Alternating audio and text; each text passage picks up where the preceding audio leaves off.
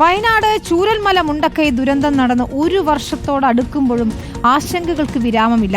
ദുരന്ത ബാധിതരുടെ ലിസ്റ്റിൽ ഇടം നേടിയവർക്ക് നേരിയ ആശ്വാസമുണ്ടെങ്കിലും പരോക്ഷമായി ദുരന്തബാധിതരായവർ നിലയില്ലാ കയത്തിൽ തന്നെയാണ്. ദീപക് മോഹൻ തയ്യാറാക്കിയ റിപ്പോർട്ട് ഒന്ന് കാണാം.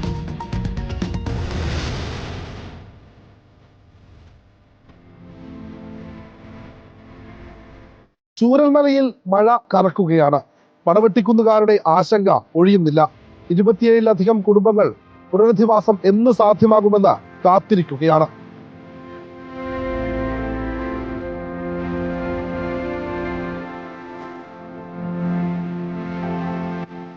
ജീവനോപാധി നഷ്ടപ്പെട്ടു. ജീവിത സമ്പാദ്യങ്ങളിലേക്ക് തിരിച്ചു പോകാനുമാകുന്നില്ല. ദുരിതത്തിലാണ് പടവെട്ടിക്കുന്നിലെ ജനത. ഉരുൾപൊട്ടി നാടും നാട്ടാരും ഇല്ലാതായവർ സർക്കാർ നടത്തിയ പാരിസ്ഥിതിക പഠനപ്രകാരം താമസയോഗ്യമായ ഇടമുള്ളവരാണ്. കൃത്യമായ വഴിയോ പൂർണ്ണവാസയോഗ്യമായ വീടോ ഇല്ലാത്ത 30ലധികം കുടുംബങ്ങൾ സർക്കാരിനോട് അപേക്ഷിക്കുന്നുണ്ട്. ഞങ്ങളെ കൂടി പുനരധിവസിപ്പിക്കണം. ഞങ്ങൾക്ക് ഇവിടെ ഇനി ഇതിന് മേലെ പോയി നിൽക്കാൻ ഞങ്ങൾക്ക് പേടിയാണ്. ഞങ്ങളുടെ ബാക്കിയുള്ളവങ്ങളൊക്കെ ഇത് മണ്ണിൻ്റെ അടിയിലാണ് കിടക്കുന്നത്. ഇനി ഞങ്ങൾക്ക് ഇതിൽ ഒറ്റപ്പെട്ട് പോയി ജീവിക്കാൻ ഞങ്ങളെ കൊണ്ട് കഴിയില്ല. എനിക്ക് അവിടെ നല്ലൊരു വീടും 10 സെൻറ്റ് സ്ഥലമുള്ള ആളാണ് ഞാൻ. ഇതാ വീട് ഇല്ലാത്ത ആളൊന്നുമല്ല. പക്ഷെ ഞങ്ങൾക്ക് ഇവിടെ നിന്ന് എങ്ങനെയും പോയി കിട്ടിയാൽ മതി എന്ന് വിചാരിച്ച് നിൽക്കപ്പോൾ ജോൺ മത്തായി റിപ്പോർട്ട് പ്രകാരം വാസയോഗ്യമെന്ന് കണ്ടെത്തിയ പ്രദേശത്ത് കല്ലിട്ടു.